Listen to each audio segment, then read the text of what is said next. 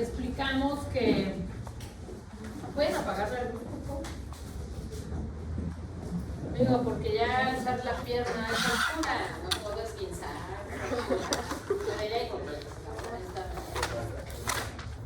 Gracias.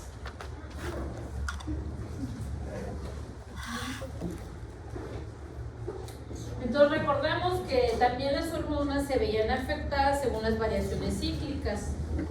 Y esto estaba relacionado con el tiempo, el horario, que por ejemplo el cortisol, su pico más alto es durante la madrugada, de 4 a 6 de la mañana. La insulina, sus picos son cuando hay ingesta de alimentos. Bueno, ahora el transporte hormonal, tenemos que péptidos, aminas y esteroides.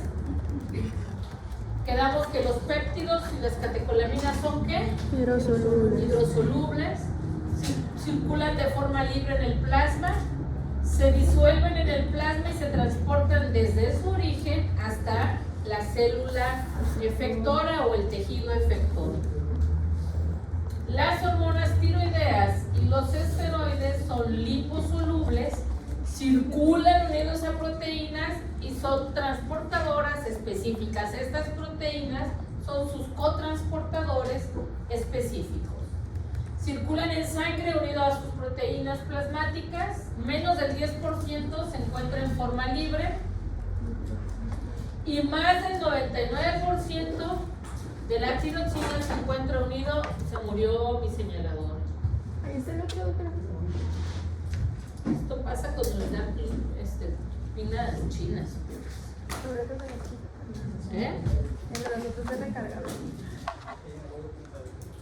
Le hizo una hurracarrana. Eso ocupo yo para que eso me quita el dolor. Ahí está. Entonces circulan unidos a proteínas transportadoras específicas. ¿Quedó claro eso? Ok. Solamente las hormonas que circulan en forma libre son capaces de ejercer sus acciones. No va a morir esta espina en su intento. Las hormonas unidas a proteínas plasmáticas carecen de actividad biológica hasta que se disocian. Acuérdense que les dije que era su cotransportador.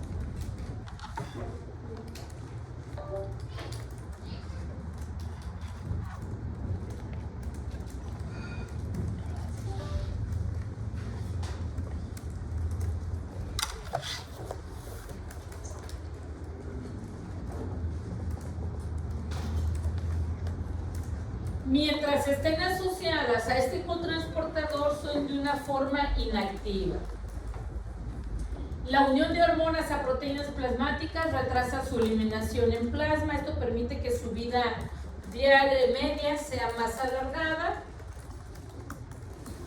Ok, pero como toda hormona que circula tiene que ser degradada, porque tampoco va a estar circulando eternamente sobre nosotros y haciendo un efecto más allá del efecto que se desee y que continúe haciéndonos la afectación. Habíamos hablado de los sistemas de regulación ¿qué?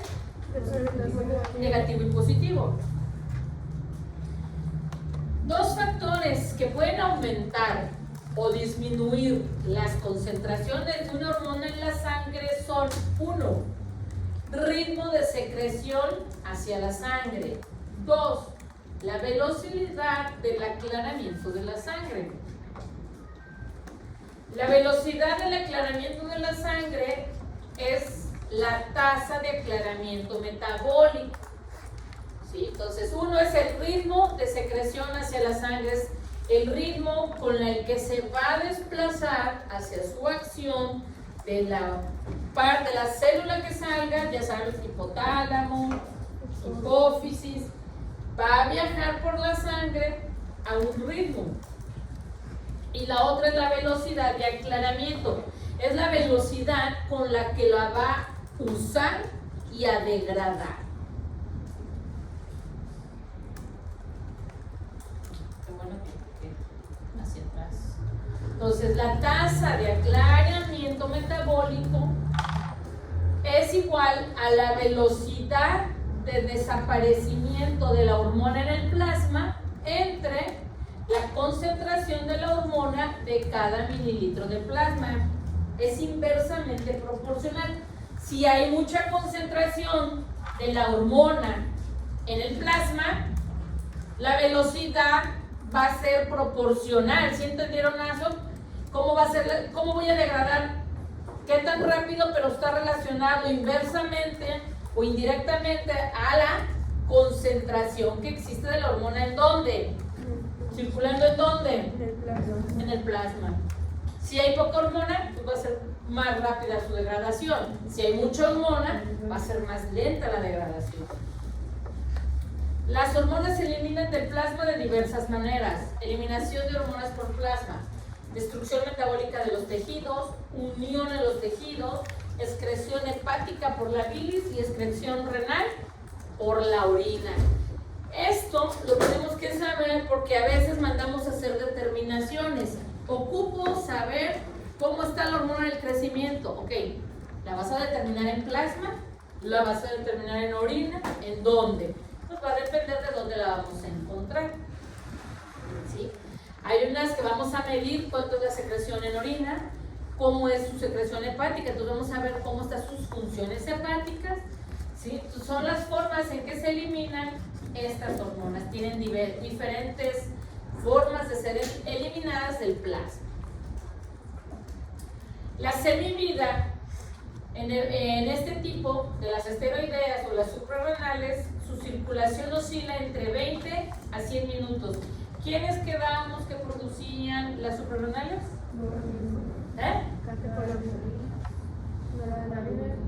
¿Un ejemplo? ¿Qué hormona es producida por las suprarrenales? Pues por la corteza son la aldosterona y el cortisol, y por la médula la noradrenalina y la adrenalina. Exacto.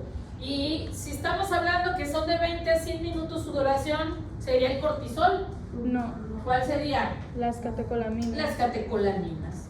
Entonces, las hormonas se eliminan del plasma de diversas maneras, como ya lo habíamos dicho, y también tiene que ver su semivida. Las hormonas tiroideas están unidas a proteínas y van a durar de 1 a 6 días. Una hormona tiroidea va a tener un efecto de 1 a 6 días circulante. Y las catecolaminas, imagínense que una adrenalina esté circulando con nosotros 6 días, ¿cómo andaríamos? Bien alterados. Activados, ¿no? Como si hubieran consumido cristal, grillo, no sé cómo le llaman a esos, o algo, unas anfetaminas, si estuvieran bien activados. ¿Ok? ¿Las qué? ¿Las qué activan, doctor? ¿Quién dijo? La cafeína activa. Aquí están unos ejemplos, ¿sí? De sus hormonas, dónde están liberadas, ¿sí? Dónde se sintetizan, dónde se excretan, dónde está su liberación, ¿sí? Es un ejemplo de ellos. Y hasta aquí terminamos su segundo tema, e iniciamos su tercer tema.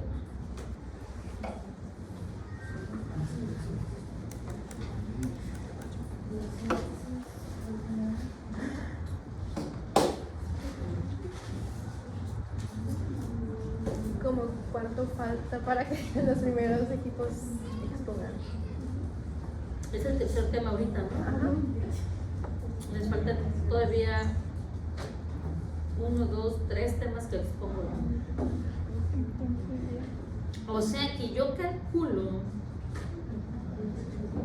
si les doy clase toda la semana, para la otra semana pudieran empezar a exponer. Pudieran, dependiendo de si doy clase toda la semana. Partir de los artículos. Acuérdense que los primeros temas les quedé de dónde eran. De los ¿De dónde los tienen que sacar? Los libros. ¿Cuál es el primer tema? Primero es hipotálamo, ¿no? Entonces el primer tema es fisiología del hipotálamo y principalmente me van a dar anatomía, embriología, irrigación, histología, cómo está, dónde está ubicado anatómicamente, cómo está conformado, embriológicamente, de dónde viene el esbozo, a partir de dónde se formó, Eso es lo que les toca. El primer tema, ocupan artículos para eso. ¿Quién es el tema? ¿A quién le toca? El segundo tema no sé. El primero. Me imaginé. Estaba preocupada. Entonces, pueden usar histología de Lesson, Génesis, no sé, la que les guste. Embriología, la que gusten y manden. Anatomía, la que gusten y manden. ¿Sí?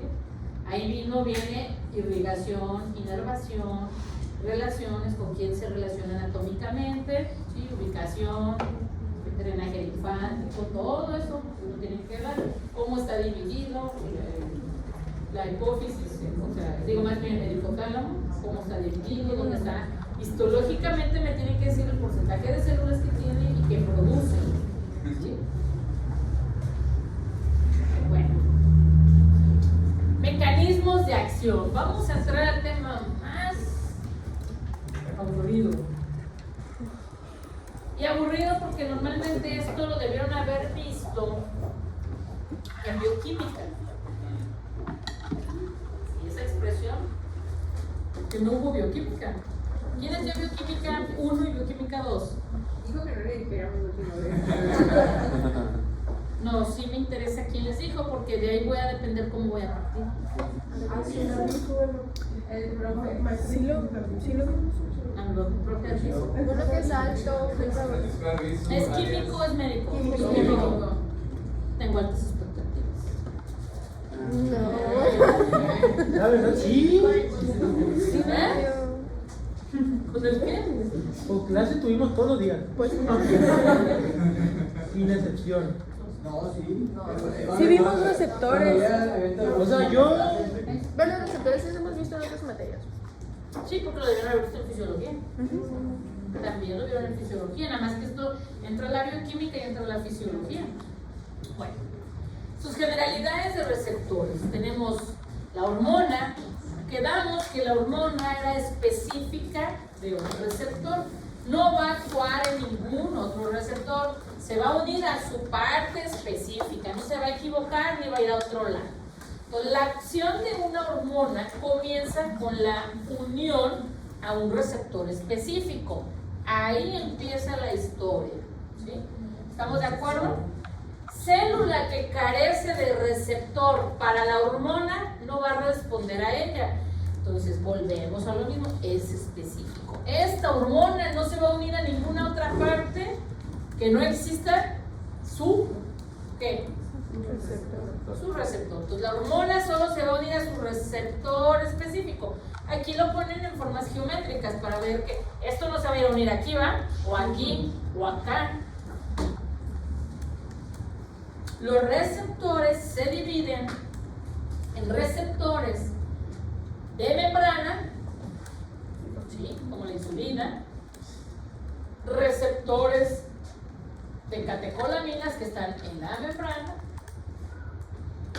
tenemos receptores de citoplasma y tenemos receptores de núcleo. Ejemplo de citoplasma, cortisol. ¿Quedamos de cuál es su origen? ¿De dónde? ¿De dónde viene el cortisol? Colesterol. Del colesterol. Y entonces, ¿qué es? ¿Lipoproteína o polipéptido? Lipoproteína. ¿Es hidrosoluble? Lipoproteína. ¿Es hidrosoluble? No. Ok. Entonces quedamos que las que son de origen esteroideo normalmente actúan en el citoplasma o a nivel del núcleo. ¿Sí? Ahora, la hormona tiroidea, ¿qué origen tiene? Es originario de la Tirosina. tirosina. ¿Es hidrosoluble? Sí. Ah, sí. Ah, no. Pues como es. Bien bueno para preguntárselos en el examen. No es hidrosoluble. Quedamos que era que liposoluble y está unida a una proteína. ¿No? Sí. Si no estudian, los voy a trozar en el examen. Sí, o sea, y luego a llorar a su casa. Aquí no se vale llorar. Receptores de membrana, de citoplasma y de núcleo. Así están localizados los receptores de nuestras hormonas. De membrana tenemos que son extracelular, de citoplasma y de núcleo son intracelular.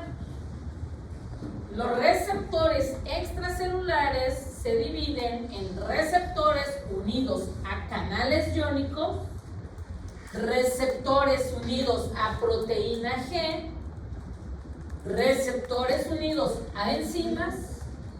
Ejemplo, hormonas proteicas y polipéptidos. Quedamos que ¿cuánto porcentaje de mis hormonas son de este origen? La mayoría. La mayoría. Intracelulares son receptores de citoplasma, receptores de núcleo y son hormonas esteroideas y hormonas tiroideas. ¿Queda claro? Espero que sí.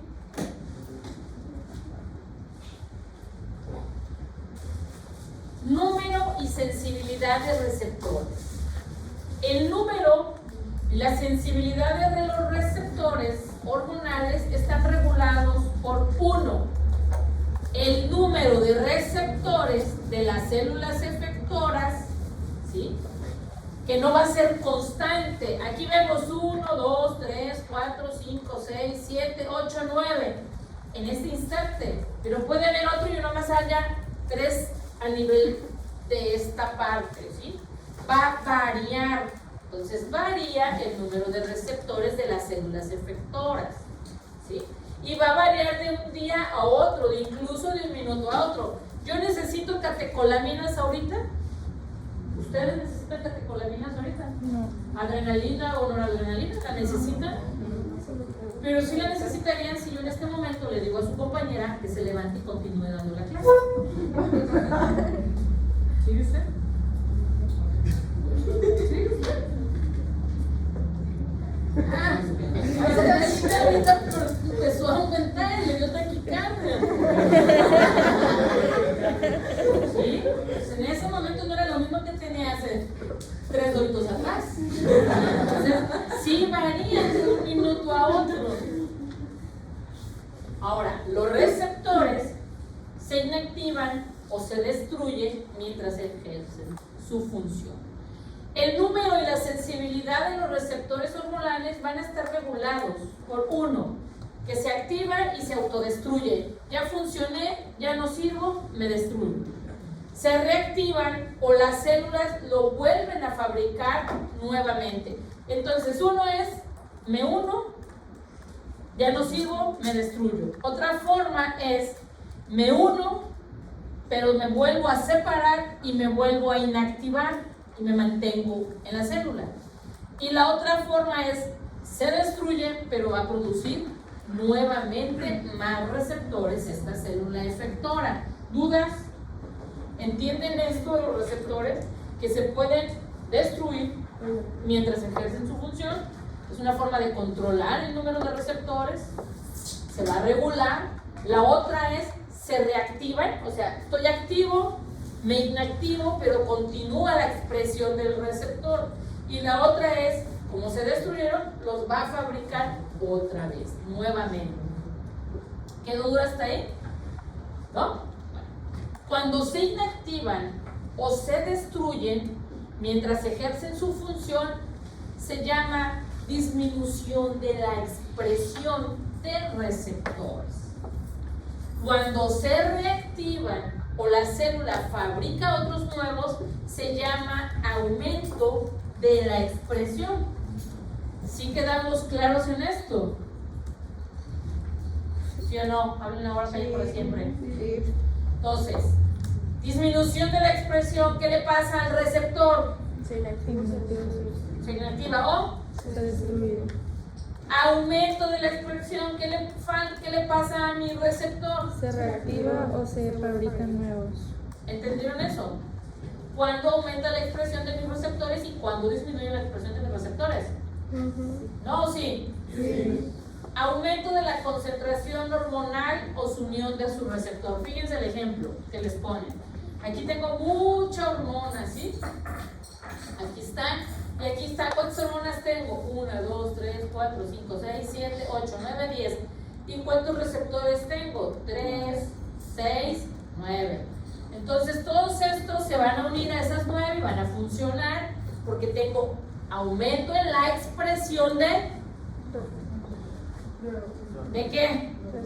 De receptores. Aquí hay un aumento en la concentración de receptores o un aumento en el número de receptores y por ende cada una se va a venir a unir a su parte, ¿sí? Aquí tengo aumento de receptores, pero sí tengo mucha hormona. ¿Pero qué tengo limitado? El número de receptores o la concentración de receptores. Entonces, esto aquí va a ser, dicho de otra forma, disminuye el número de receptores activos. ¿Por qué? Porque tengo que aumentar la concentración de la hormona, pero yo ya no quiero que funcione tanto porque yo ya hice la función. Entonces, ¿qué tengo que hacer? Sí, la expresión. Se los voy a explicar de otra forma, lo que le pasó a su compañera. Su compañera tenía una concentración normal de receptores, con una adrenalina normal. Cuando yo llego y le digo, doctora, vas a presentar con el tema y vas a continuar, ¿qué produció más? Hormona. ¿Qué tipo de hormona es? Catecolamina. Adrenalina. La espanté, estaba ya bien concentrada viendo su dibujo y llego yo y le digo, continúe el tema. ¿Qué creen que sintió? El verdadero terror. El verdadero terror. No creo que le haya causado gracia. Pero ya pasó el efecto. Ya. Entonces, ¿qué necesito disminuir? Porque la hormona va a estar circulando, pero ella ya está tranquila. ¿Cuánto dura la adrenalina circulando en sangre? De De 20 a 100 minutos. Ya no va a estar ahorita activa así, pensando en taquicardia, no, ya. Entonces la adrenalina sí sigue circulando, pero ya voy a disminuir el número de receptores y ya se va a tranquilizar. ¿Sí entendieron esa parte? Sí. Y si no, practíquenlo.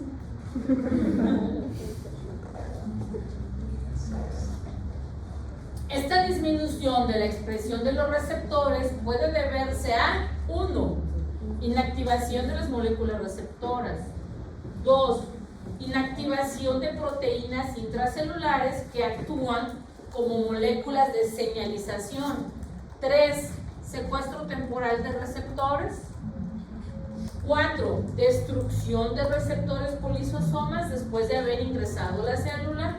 Y 5. Menor producción. De uno de estos mecanismos es el que va a llevar a cabo el control de la expresión de los receptores. Así van a disminuir por cualquiera de estos 5 mecanismos, disminuye la expresión de mis receptores. ¿Sí? ¿Quedó claro? En otras palabras, se llama desensibilización. Palabra técnica, desensibilización. Si les dicen en el examen, ¿cuál es el mecanismo por el cual una hormona está desensibilizada? Y les pongan varios ejemplos. De los 5 que le pongan, A, B, C, D, E, uno de estos va a venir en su examen. Y es uno de los mecanismos de... ¿Ya quedó claro?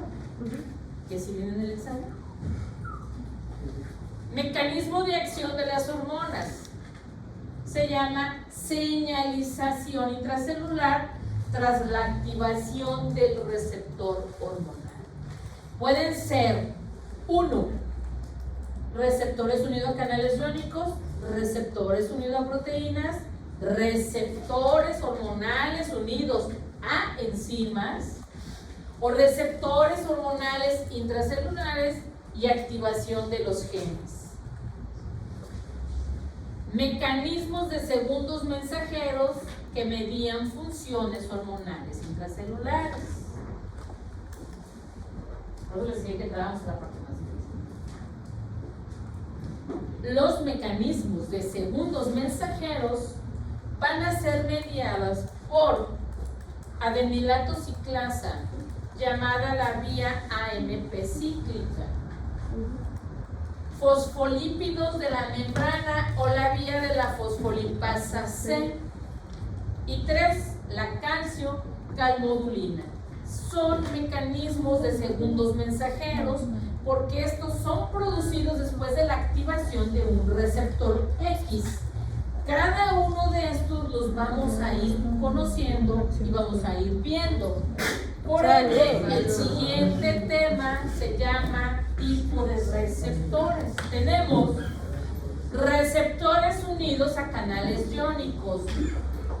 Van a ser químico-dependientes y voltaje-dependientes.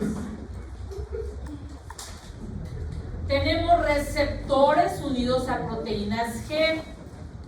Van a ser de 2 vías, la vía de la adenilatociclasa y la vía de la fosfolipasa C. Los que son de la vía de la adenilatociclasa, van a ser AMP cíclico, su segundo mensajero. Los que son de la fosfolipasa C, su segundo mensajero es el diacilglicerol, el inositol de trifosfato y el calcio-calmodulina. ¿Quedan claros sus segundos mensajeros? Que son receptores a la proteína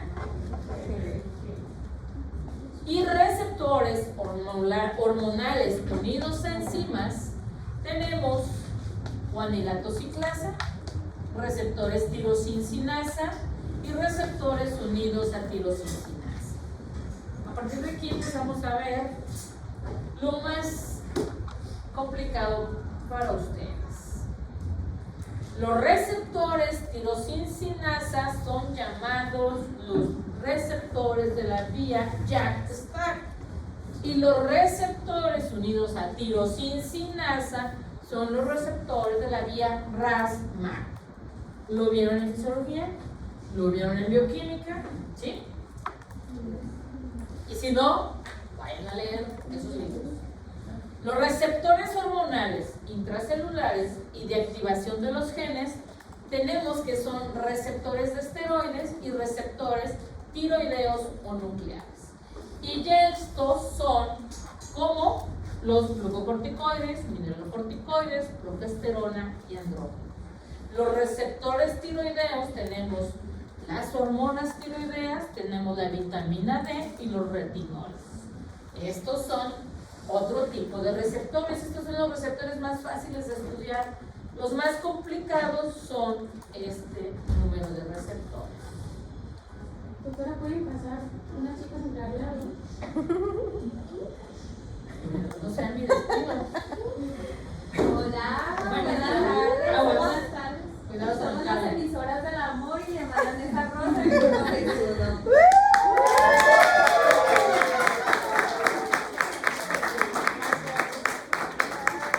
¿Quieren no hacer examen o algo por el estilo?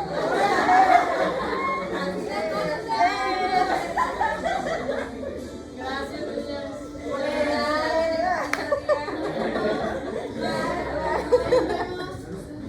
O sea, si no quieren examen, ¿verdad? Es independiente. Es de rosa. Es muy aparte. Es muy aparte. Muchas gracias, niñas, por el detalle. Se agradece. Gracias. Bueno, continuamos. Después del breviario cultural, que fuera de la vida sin estos detalles, ¿verdad? Era más aburrida la vida. Bueno, los receptores extracelulares van a ser receptores unidos a canales iónicos, receptores unidos a proteínas G y receptores unidos a enzimas. Se los vuelvo a repetir porque quiero que les quede bien claro, porque en el examen pregunto mucho de receptores. Y receptores de citoplasma y receptores del núcleo. Ejemplo, los extracelulares, que damos que son hormonas de origen proteína o polipéptidos, que son hidrosolubles, ¿sí? Y los intracelulares, que damos que son hormonas de origen esteroideo o tiroideo, y son ¿qué? Liposolubles, ¿sí? ¿Hasta ahí estamos claros? Les presento un receptor unido a canales iónicos. ¿Cuáles serían los canales iónicos? Díganme un ejemplo de un ion. El sodio. No, un cation. Un cation, un sodio. El sodio. ¿Y un ion? Cloro. Pues el anión sería el cloro, pero Bueno, el los ion dos se son divide en iones. cation y en anión. Van a ir a leerme calcio, potasio, fósforo y principalmente sodio, calcio y potasio, porque esos son los canal dependientes. Potasio es positivo, es negativo. Positivo. ¿Y sodio? Positivo. ¿Sodio cómo es? No es positivo. Positivo. ¿Cloro cómo es? Negativo. Ya, dije yo. Yo dudo de Sí, todo. hablan de fisiología.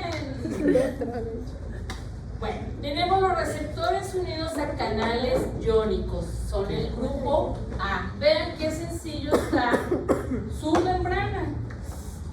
B. Receptores unidos a proteína G. Quedábamos que eran de segundos mensajeros. Ya tienen una membrana, pero ya tienen más complicidad, va a estar más difícil porque vamos a producir segundos mensajeros. Aquí son canales dependientes de, porque también tenemos canales dependientes de voltaje. C.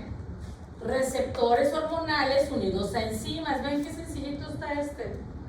Pero estos son la vía de Jack-Stack y la vía de Ras-Mar. Y los más sencillos son los receptores intracelulares. ¿Qué quedamos? ¿Qué origen son estas hormonas? Liposolubles. Vean, no hay mucho que ver aquí. Entonces, tienen que dominarme B, C y D. El A no lo vemos. Están obligados a conocerlo, pero nos basamos en receptores unidos a proteínas, receptores hormonales unidos a enzimas catalíticas y receptores hormonales intracelulares. Estos tres son lo que nosotros vamos a estudiar. Los receptores unidos a canales iónicos no me corresponde verlo. Ya son expertos de eso que yo expuse. ¿Lo vieron? No se diga más. A ver. Ah, no, el de ese de Aquí la está, ya usted me la dijo sé. que era experto, ¿no? Sí, no, es que cuando se une la hormona se abre el canal. No, pues sí. Pues sí, pues así funciona. A ver, si tú sabes. Adelante. Pues a mí igual. Usted fue el que dijo que sabía, que era el experto. Bueno, tenemos la hormona que gusten y manden. Llega a su receptor específico, pero este tipo de receptor es unido a canales iónicos. Entonces llega, se va a activar y abren o cierran canales de sodio, potasio, cloro o calcio. Por eso son canales iónicos. Aquí va a depender si es uno de calcio, si es uno de potasio. ¿Dónde tenemos los canales de potasio más abundantes? ¿En qué célula? En células musculares o neuronales. Células musculares, principalmente ¿cuál? Estriada. Más del corazón. Y si es músculo estriado, pero es un músculo estriado especializado. ¿En qué se diferencia el músculo cardíaco del músculo de su bíceps, de su vasto recto anterior? Es involuntario. Espéreme. Uno por uno. Y háblenme como estudiante de tercer año de medicina, no como de primer año. ¿Cuál es la diferencia histológica entre un músculo estriado especializado del corazón a un músculo estriado del cuádriceps? De que el cuádriceps es uniforme, está como en líneas, así, mientras que el corazón está más, no sé cuál es la palabra correcta, pero es como enredado en sí, porque forma como un tipo de red para contraerse dentro del corazón. La diferencia histológica más importante son los discos intercalares. Ok, esa es una. Y histológicamente, ¿qué más? ¿Qué forma tiene histológicamente al microscopio el músculo estriado especializado del corazón? ¿No les hicieron examen de histología? Sí, pues es ¿Y no que la practicó? debido a los... ¿Y cómo lo ven en el microscopio para poder diferenciar? Ah, este es un músculo cardíaco especializado y este es un músculo estriado general. No, es que tiene núcleo central. ¿Eh? Sí, Núcleo central. también. Múltiples núcleos. Bueno, pero puede haber Ok, quedado- bien. ¿Y las células qué forma tienen? Hoy no. Pues siguen siendo... Son células en forma de pantaloncillo, es específico del corazón, histológicamente, y tiene forma de pantaloncillo, y eso es lo que da la unión entre sarcómera y sarcómera, y nunca se va a fatigar el músculo a diferencia de tu bíceps, de tu tríceps, del que quieran. Este se fatiga, y este se fatiga. Hoy no, si vayan a leer, ¿eh? Eso lo debieron haber visto en histología. ¿Quién es tu histología? Sí, que no me digan. Bueno, molécula que llega y activa, ¿sí? Va a controlar la apertura o cierre del canal, depende que sea. Si es un canal de sodio, va a permitir la entrada y la salida de sodio y de potasio para hacer que, si va a activar o va a inactivar. ¿Qué hace el potasio en el ciclo cardíaco del corazón? La repolarización. La repolarización. En las fases de la repolarización o en las fases del ciclo cardíaco, ¿en qué fase actúa? Fase 0, fase 1, fase 2, fase 3, fase 4. Dos, ¿Dónde tres, actúan? En la repolarización, sí. ¿En cuál fase? de la 2 a la 3. Qué padre la ciencia, ¿no? Bueno, todo eso, niños, tienen que dominarlo y saberlo. La medicina es integral. Si ustedes no se acuerdan de sus clases básicas de fisiología, de anatomía, de histología, de bioquímica, juren lo que van a sufrir en la residencia. Porque en la residencia no les van a enseñar medicina. En la residencia los van a hacer especializados en X, Y o Z. Pero si no traen buenas bases de medicina general, van a sufrir en la residencia. Van a ser pésimos especialistas. Entonces, estudien, repasen todo lo que se les enseñe. Aquí tenemos el tipo de canal, tenemos actividad por ligando, es un mecanismo de activación de unido a un ligando y su función, conducción iónica alterada. Tenemos por actividad voltaje dependiente. Este cambio de gradiente en el voltaje transmembrana pues va a ser una conducción iónica alterada, donde tenemos los canales voltaje dependiente más importantes de su organismo. El músculo. ¿Eh? Pues es que en todas las células conductoras en el músculo y en el sistema nervioso. Sistema nervioso y músculo. Pero principalmente, ¿dónde lo tenemos? De los músculos. En el Es esqueleto. el que evita la fatiga. También, aparte que el músculo es especializado en el corazón. Por eso cuando tu paciente tiene una alteración de potasio, de calcio, de sodio, puede presentar una arritmia letal y se puede morir tu paciente. ¿Sí? O si es un paciente que tiene una alteración, que ya se conoce con epilepsia y tiene una alteración de sodio, ¿sí? Va a haber un efecto y vamos a tener que mi paciente o convulsione de más o se pone en un estado como si estuviera dormido, cansado. Los abuelitos de 80 años para arriba, que son dependientes del familiar, ya sea secuelas de un infarto cerebral, un accidente, lo que gusten y manden, pero están postrados acá. No toman agua por sí mismos, no pueden agarrar y tomar agua. Dependen del cuidante. Y si no les dan suficiente ingesta de agua que es rica en ¿qué? Electrolitos. ¿Qué electrolitos contiene el agua? Pues sodio. Sodio, potasio, cloro, principalmente. Los pacientes presentan hiponatremia. Y secundaria a la hiponatremia, tienden a estar en un estado de somnolencia. Y llegan a urgencias con su paciente como si estuviera dormido desde hace 8 días. No responde, nomás le empujo, sí, le doy agua y ya, no quiere comer. Y le sacas electrolitos, sodio de 110, sodio de 120. ¿Cuánto es lo normal de un sodio? De 140. De 135 a 145, con una media de 140. Entonces, si tu paciente tiene menos de eso, va a tener una hiponatremia. Y eso lo vamos a ver cuando veamos hormona antidiurética. ¿Sí? Va a haber efectos como nuestros pacientes se ven afectados por un simple electrolito sodio. ¿Ok? Ya para terminar esta diapositiva tenemos los regulados por segundo mensajeros, que son los que ustedes van a dominar, como así, dominar a la tabla de multiplicar de 2. ¿Sí? Entonces, unidos a ligandos del receptor transmembrana, con dominio del citosol, proteína G, dependientes.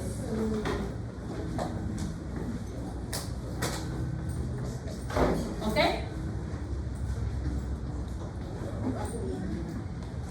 Tenemos regulados por ligando, unión ligando al canal, regulados por voltaje, ya voy, aquí terminamos, alteración del gradiente de voltaje y regulados por segundos mensajeros.